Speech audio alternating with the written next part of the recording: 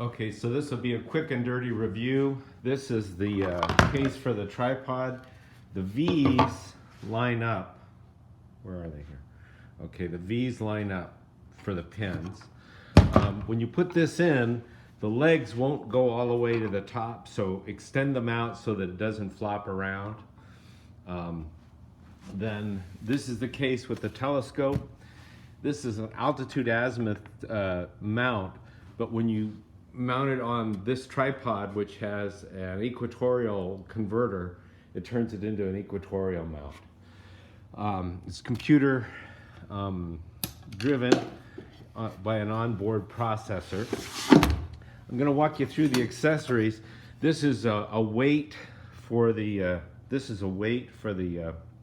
tripod, which I never use. This is a PC that you can use to drive the camera.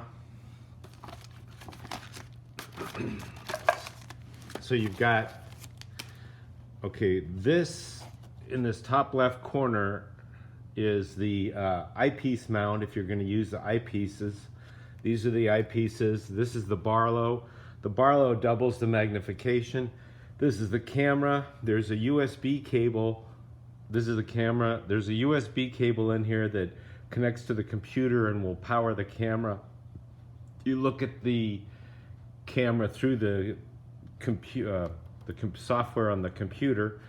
This is the battery that'll drive the telescope computer, which is, it's mounted in the base here. This is an auxiliary battery for the PC because it's driving a camera. This is the cable to connect the auxiliary battery to the PC. This is the charger for the PC. This is the charger for this battery. This is a Wi-Fi connector. You can connect via a phone app or the Wi-Fi on your laptop to control a computer, but I think it'll be easier just to use the hand controller. This is the finder scope.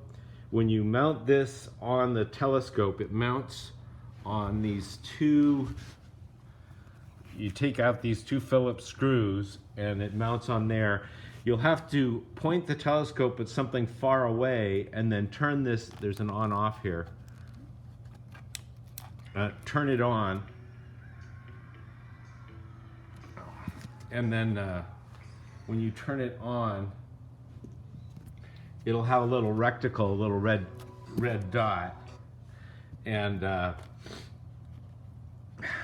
you align the finder scope so it aligns with whatever you have in the center of the telescope. So point the telescope at something like a mountain peak 10, 15 miles away, get the image centered in there, and then recenter this thing using the adjustments onto that, so that when you point it at the sky, when you get this pointed at something, then it'll be, the telescope will also be pointed at it, because this has a wide field of view, the telescope has a narrow field of view.